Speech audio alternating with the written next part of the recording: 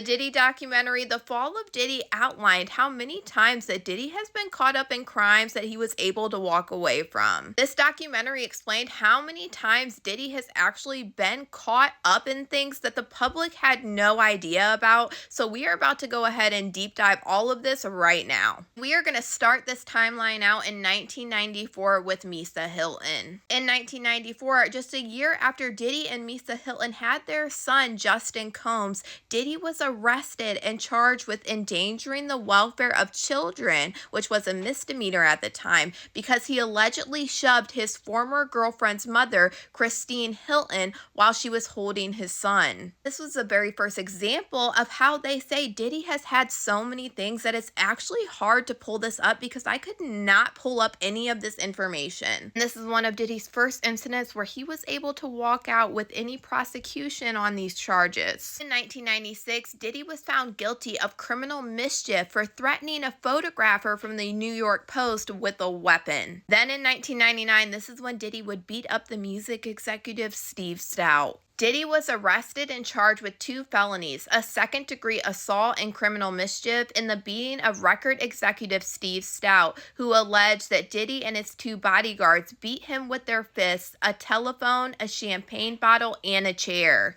Diddy then publicly apologized and reportedly paid Stout $500,000, and then Stout asked for the charges to be dismissed. Diddy pleaded guilty to a lesser charge of harassment, and he was only sentenced to 1 day of anger management classes. Diddy beat Steve Stout over the music video Hate Me Now that he did with Nas because they were both getting nailed to a cross like Jesus, and Diddy felt like after he did the music video, it depicted him in a wrong way, but MTV had already got their hands on it. And then December 27th of 1999 is when Diddy, J-Lo, and Shine were all arrested in that nightclub incident that happened, and Diddy was ultimately acquitted of all charges. Now, even though Diddy was acquitted of all charges in this 1999 nightclub incident, one of the people that were injured, Natanya Rubin, has said from the very beginning that Diddy is the one that fired off that weapon in the nightclub that hit her in the face.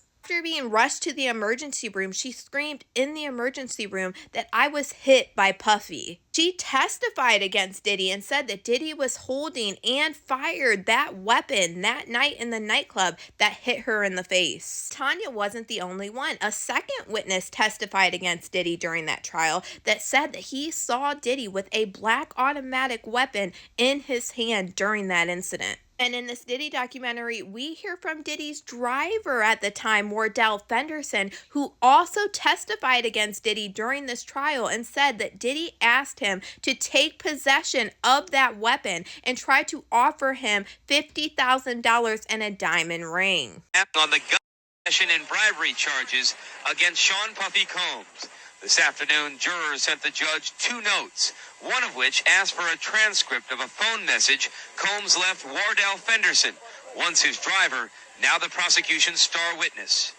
During the trial, Fenderson testified that Combs was armed the night of the shooting at Club New York, and later pressured him to claim ownership of a pistol police found when they pulled over Combs' Lincoln Navigator as it fled the. And I just want to make you feel like comfortable, you know what I'm saying? Make your family feel comfortable. And then in another court document that I was only able to find in this documentary, it said that Diddy allegedly punched a man on the right side of his head because he was engaged in a conversation with Jennifer Lopez. Then in 2001, Diddy was sued by a local TV host, Roger Mills, who accused him of assault, false imprisonment, destruction of property, intentional infliction of emotional distress, and a civil conspiracy. The TV host alleged that in August of 1999, he did an interview with Diddy, and on that interview, he asked him to comment on the allegations that Diddy contributed to the 1999 unaliving of Notorious B.I.G. He said that Diddy got mad and terminated the interview and then asked if he could buy the videotape of that interview from him. The TV host refused, and then he prepared to leave in his vehicle, and he alleged that members of Diddy's entourage approached him, and he was prevented from leaving, and they demanded that he turn the tape over. He said he declined, and then they physically took it from him, apparently destroying the camera. During this attack, his neck was twisted and his shoulder was injured, and the Detroit police investigated, but they made no arrests. They said there was an incident, but we could not identify the perpetrators. We readily admit that there was an incident that happened. Then in March of 2007, a man alleged that Diddy punched him and his girlfriend and tried to spit on a woman outside Teddy's nightclub at the Hollywood Roosevelt Hotel. At the time, Diddy's attorney said that this was just another attempt to fabricate a lawsuit based on a flat-out lie to try to take advantage of Diddy's celebrity status, but the case was settled out of court in March 2008, and the terms are undisclosed. And honestly, this sounds identical to the statements that Diddy's attorneys give everybody now.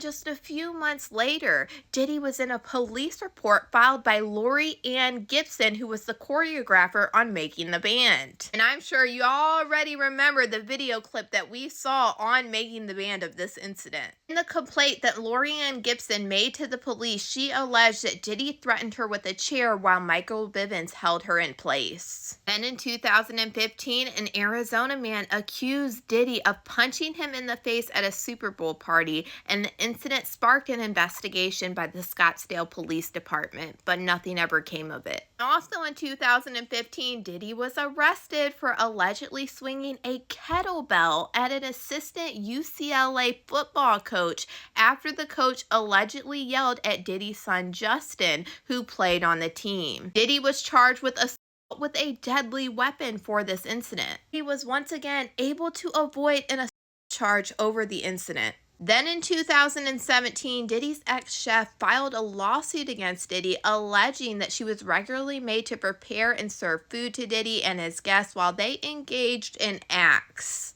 And this is a lawsuit that you guys can still pull up today. She sued Diddy for harassment. She sued Diddy for hostile work environment, failure to prevent harassment and retaliation, violation of a whistleblower, wrongful discharge, violation of public privacy, retaliation, defamation, intentional infliction of emotional distress, negligent infliction of emotional distress, and failure to pay overtime wages. And in 2017, the lawsuit was settled on for an undisclosed amount where the details are not provided, and it's very similar to things that we've heard with Diddy when it comes to these lawsuits. In this documentary, we also hear from multiple witnesses that said they watched alleged abuse of Cassie Ventura and even Kim Porter. All of the quick snippets that they say after Diddy has actually been in so much stuff that he's got away with, one of the ones I caught was something about somebody's involvement with Kim Porter,